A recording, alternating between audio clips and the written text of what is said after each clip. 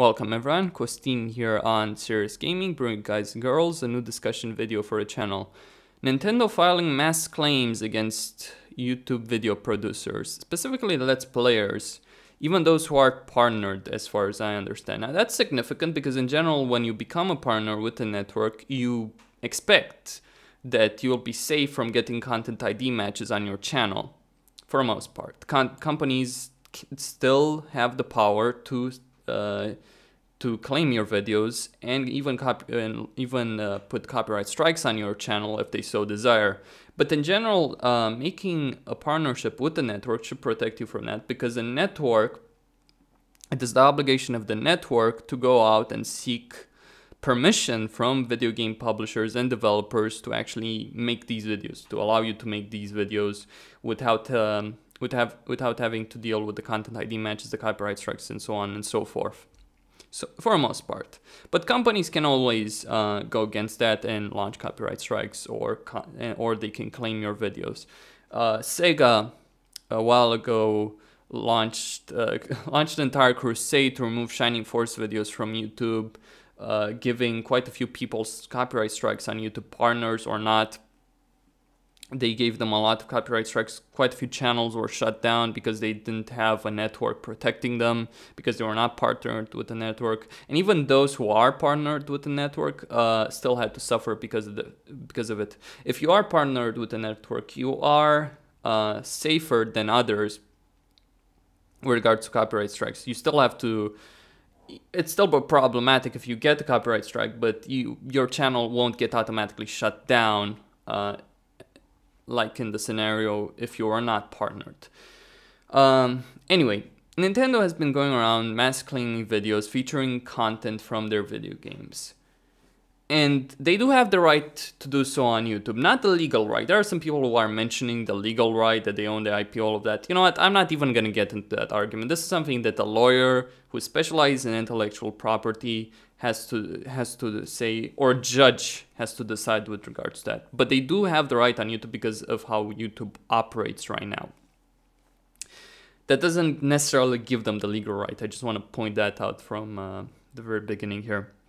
But anyway, YouTube is allowing them, even facilitating this for them, whereby they can go around claiming videos, even by YouTube partners, and then put the ads on those videos and get the money from those ads. Now, this is rather problematic for Let's Players like myself. I'm not sure if this is worse or as bad as the situation with Sega, where Sega was destroying entire channels using the copyright strike system. But this is bad in the sense that as a Let's Player who is partnered with the network, you earn your living through the ad revenue. You partner with a network, they put ads on you claim the videos, and then they put ads on the videos from which you get a cut. If you don't get any money, then you're not able to earn your living for this. And if you're not able to earn your living for this, you're gonna stop doing this as a job. Yes, it is a job for YouTube partners, especially the big ones.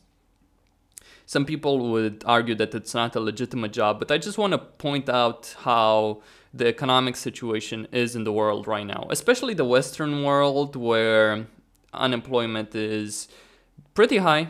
In my country, unemployment among young people like myself is about 22.5%, and that's one of the best situations in Europe. There are countries, at least from what I've heard, where unemployment is as high as 40 to 60%. Spain, Greece, Portugal, countries like that. And it is a rather big problem. Unemployment among youths, I want to point that out, not in general, but among youths, among people my age, 20 to 30 year olds, or 18 to 30 year olds, where people have a very hard time finding a good stable job which gives them a good income. And YouTube provides people an opportunity to be able to earn an income, make a living, and do a job.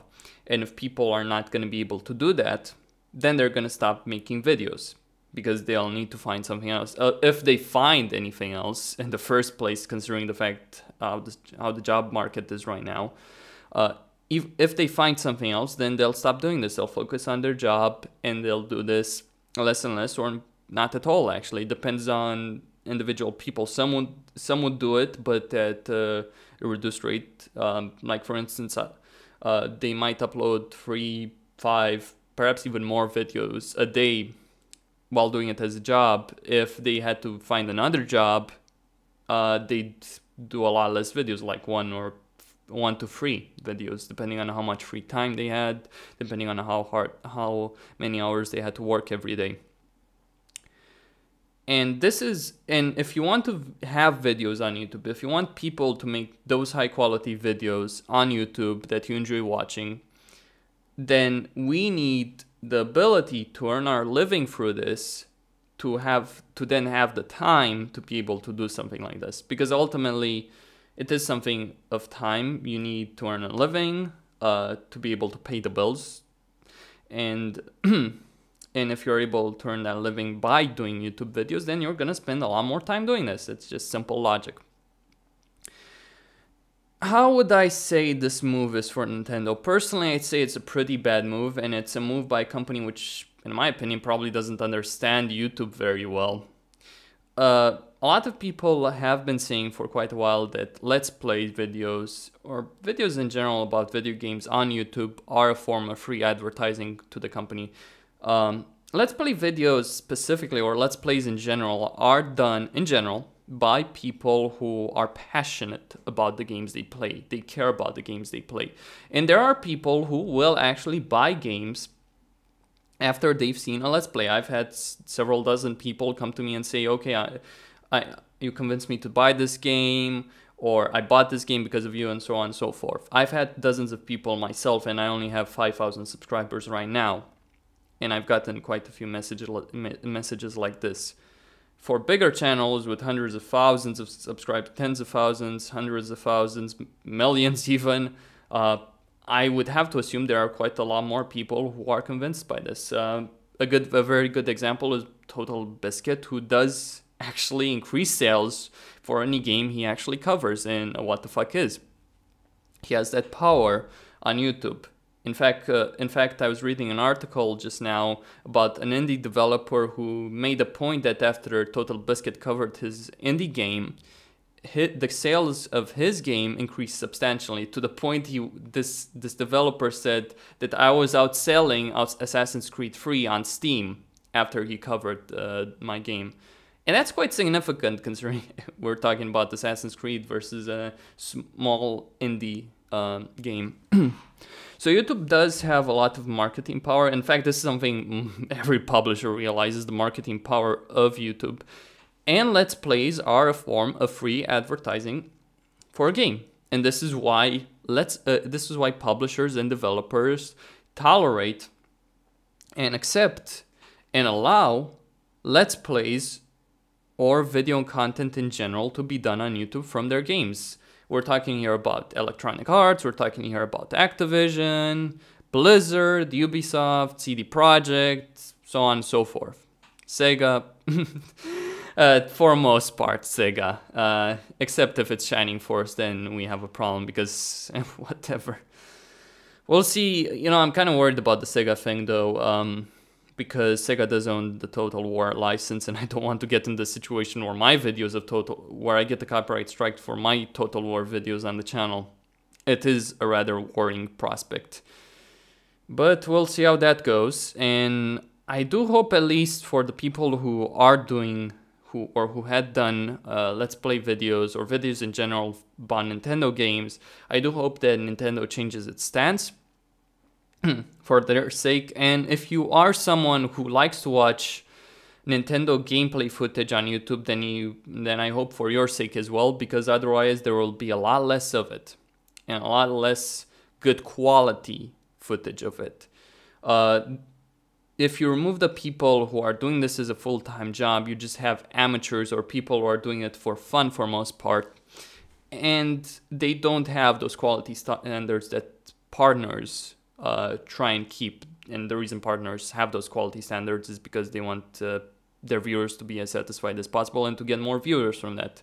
An amateur or someone who's not doing this for money doesn't have to care about that.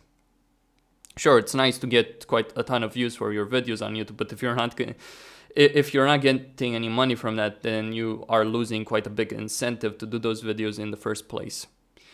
And if, for instance, a company decide to claim my videos on my channel, I remove those videos in the instant, or rather I don't list them, see if the company would change its position, then completely remove them if they weren't gonna change their position. Would be a sad state of affairs considering how much time and effort I've put in quite a few of my videos, but but here's the thing, Nintendo is doing this to actually gain some money. They're not going to be able to gain anything, and they're only going to lose the goodwill of their fans, because the Let's Players are some of their strongest fans out there. So Nintendo's not gaining anything from this, and it's only losing from this. That's my conclusion in regards to this, and it's also setting a bad precedent, which I hope other publishers don't follow. And even if some of them follow, which I highly doubt, I don't think it's going to happen anytime soon that another publisher, at least a Western publisher or developer, it needs to be noted that Nintendo is Japanese, Sega is Japanese, and they've been the only two companies, as far as I know, that have been doing something like this. So I think it's a communication issue, or it's their lack of understanding on YouTube. But I don't expect someone like Electronic Arts or Activision or Ubisoft to pull off any move like this in the near future. I certainly hope they don't, because if they do, well, things are gonna go pretty badly for a lot of YouTube partners. There's always a plan B though, and for everyone, and it's a good idea to always have a plan B. I do have a plan B if publishers decide to do that, which does involve still making videos on YouTube. There's, as I said, always have a plan B for any situation. Anyway, Costin here signing out. Don't forget to subscribe and like the video, and thank you all for watching. Stay tuned for more.